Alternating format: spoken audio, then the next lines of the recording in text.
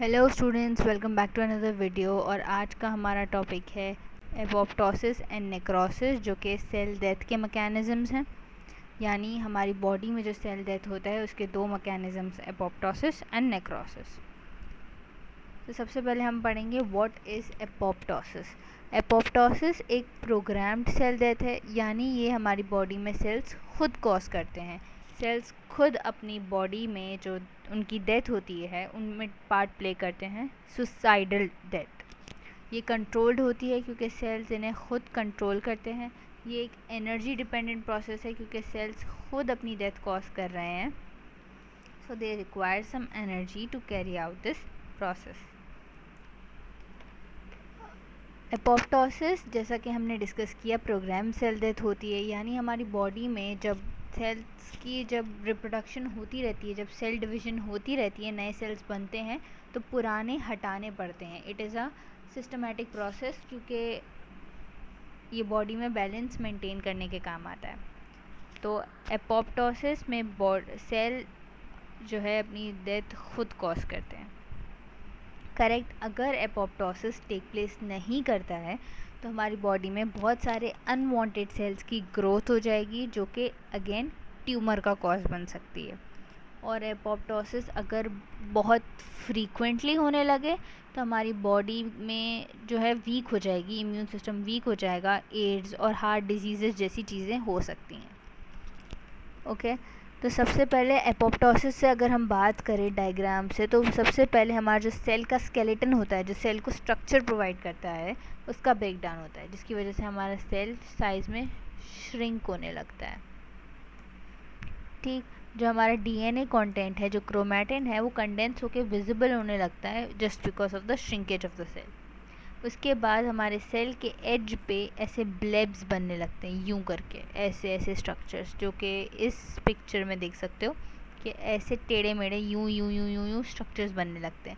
और फिर जब ये ब्रेक डाउन होता है तो हमारे एपोप्टोटिक बॉडीज़ बनती हैं, यानी ऐसे कंडेंस स्ट्रक्चर्स बनते हैं जिन्हें हम एपोप्टोटिक बॉडीज़ बोलते हैं।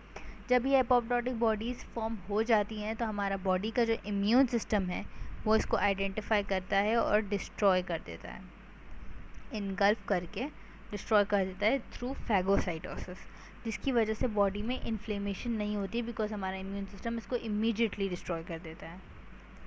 अगर हम बात करें एग्ज़ाम्स की या किसी टेस्ट की, तो आपको ये पूछा जा सकता है डायग्राम दिखा के कि यहाँ क्या हो रहा है। फॉर एग्ज़ाम्पल आपको ये पिक्चर दे दी एंड पूछ रहे हैं that what is happening here, तो आप कहोगे फॉर्मेशन ऑफ ब्लेब्स। ऐसे ब्लेब्स यूं यूं करके स्ट्रक्चर बन रहे हैं।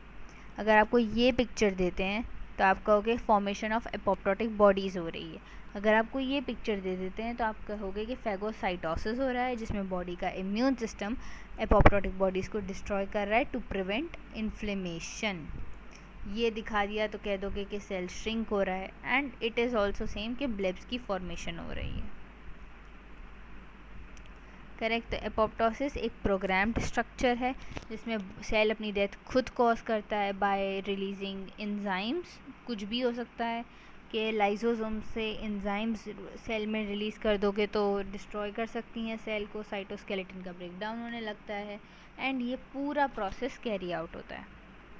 वहीं अगर हम नेक्रोसिस की बात करें तो जहाँ एपोप्टोसिस प्रोग्राम्ड है, सेल के कंट्रोल में है, पूरे सिस्टमैटिक वे में है, वैसे ही नेक्रोसिस उसका एकदम ऑपोजिट, एकदम अचानक अकर होने वाला प्रोसेस है, अनकंट्रोल्ड सेल डेथ का process, which is always pathological, यानी external change, external unfavourable conditions की वजह से, जो कि कोई अगेन पैथोजन की वजह से हो सकता है, इंजरी की वजह से हो सकता है, कोई इन्फेक्शन है, कोई टॉक्सिन के एक्सपोजर में आप आ गए हैं, या आपकी बॉडी में लैक ऑफ ब्लड सप्लाई है, लैक ऑफ ऑक्सीजन सप्लाई है, या टेम्परेचर चेंज है, जिसकी वजह से आपके सेल की डेथ कॉज होती है।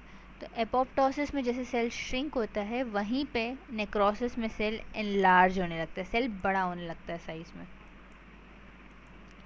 और क्योंकि सेल बड़ा हो रहा है तो सेल की ये जो आप मेम्ब्रेन देख रहे हो, ये जो इतनी एकदम परफेक्ट सी बनी हुई है, ये ब्रेक होना शुरू हो जाती है, रप्चर होना शुरू हो जाती है। जैसा कि आप यहाँ देख रहे हो कि ये मेम्ब्रेन में छोटे छोटे छेद बन रहे हैं ना, ये मेम्ब्रेन रप्चर हो गई है। अब देखो छेद बन गया है तो जो ये लिक्विड मटेरियल है, जो साइटोप्लाज्म है, वो लीक तो करेगा, तो हमारा ये रप्चर होने के बाद जो सेल का कंटेंट है वो लीक करना शुरू कर देता है, बॉडी का सेल का कंटेंट बाहर निकलना शुरू हो जाता है, जो अगेन दूसरे टिश्यूज़ और दूसरे सेल के कांटेक्ट में आके इन्फ्लेमेशन कॉज करता है, which is an other difference between apoptosis and necrosis कि उसमें इन्फ्लेमेशन नहीं होती जबकि इसमें इन्फ्लेमेशन होती है। Again loss of cell membrane integrity, cell membrane rupture हो जाती है, सेल्यूलर कंटेंट बाहर आ जाता है और इन्फ्लेमेशन कॉज होती है। सेल स्वेल करता है, मेम्ब्रेन रप्चर, ऑर्गेनली डिसइंटीग्रेट करने लगते हैं, टूट फूट जाते हैं, सेल के बाहर आने लगते हैं, जिसकी वजह से inflammatory response in the surrounding tissues उनके कांटेक्ट में आने की वजह से उनमें इन्फ्लेमेशन कॉज करते हैं। अगर हम नेक्रोसिस और एपोप्टोसिस के डिफरेंस की बात करें तो एपोप्टोसिस एक प्रोग्राम्ड है, जैसा कि मैंने कहा एक सिस्टमेटिक फॉर्म में सेल खुद कर रहे हैं, सेल अपना डेथ खुद कॉज कर रहे हैं, तो वो एक प्रॉपर प्रोसीजर के साथ one by one step by step कर रहे हैं। वहीं नेक्रोसिस अनकंट्रोल्ड है, सडन है, कभी भी किसी भी एक्सटर्नल चेंज के कांटेक्ट में आते ही, इधर आपका एक्सीडेंट हुआ हो जिसकी वजह से आपको इंजरी हुई हो, या एक्सपोजर टू सम टॉक्सिन्स हुआ हो, टेम्परेचर चेंज की वजह से, या lack of blood supply, lack of oxygen supply, ऐसे कंडीशंस के चलते जब आपकी सेल की डेथ कॉज हो, अनकंट्रोल्ड डेथ हो, सडन डेथ हो, तो वो नेक्रोसिस कहलाती है। एपोप्टोसिस में अगेन इन्फ्लेमेशन नहीं होती, नेक्रोसिस में इन्फ्लेमेशन होती है क्योंकि सेल्यूलर कंटेंट लीक करने लगता है, सेल श्रिंक हो जाता है due to break down of cytoskeleton in apoptosis, जबकि नेक्रोसिस में सेल की स्वेलिंग होती है जिसकी वजह से मेम्ब्रेन रप्चर होती है और जो ऑर्गेनेलीज हैं वो लीक करना शुरू कर देते हैं, सेल का कंटेंट बाहर आ जाता है जो कि इन्फ्लेमेशन कॉज करता है। क्योंकि एपोप्टोसिस खुद एक प्रोग्राम्ड स्ट्रक्चर है, एक प्रोग्राम्ड प्रोसेस है, तो ये एनर्जी रिक्वायर करता है, सेल्स को एनर्जी चाहिए होती है ताकि वो इसको कैरी आउट कर सके, जबकि नेक्रोसिस एकदम सडन होता है, उसमें एनर्जी की कोई ज़रूरत नहीं। अगर हम क्वेश्चंस की बात करें तो यहाँ पे आप क्वेश्चन देख सकते हैं, which of the following best describes apoptosis, तो आप इसको आंसर करने की कोशिश करें। अगर हम आंसर की बात करें तो uncontrolled cell death option A, नहीं, अनकंट्रोल्ड कब होती है, नेक्रोसिस में, जब sudden exposure to toxins. Programmed cell death बिल्कुल सही, जब सेल डेथ प्रोग्राम्ड होती है, पूरा सिस्टमेटिक वे में सब हो रहा होता है, तो वो एपोप्टोसिस होता है। Cell death due to injury नहीं, it is a natural process जो सेल में टेक प्लेस करता है, इसके लिए इंजरी की ज़रूरत नहीं। और इन्फ्लेमेशन नेक्रोसिस में होती है, एपोप्टोसिस में नहीं होती, तो हमारा करेक्ट आंसर है programmed cell death. Next question है, describe the key difference between apoptosis and necrosis. तो ये हमारी प्रीवियस स्लाइड में हमने थोड़ा सा गंदगी के साथ डिस्कस किया था कि programmed uncontrolled, controlled uncontrolled, no inflammation inflammation, cell shrinkage, cell swelling और enlargement, energy required, energy is not required.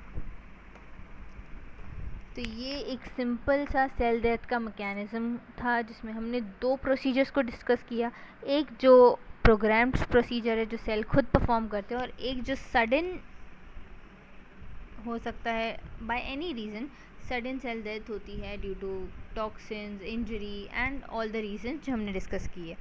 Hopefully आपको ये टॉपिक समझ आया। अगर आपको कोई भी क्वेश्चन है, डू कमेंट डाउन बिलो, मैं आपकी क्वेरीज़ को क्लियर करने की ज़रूर कोशिश करूँगी।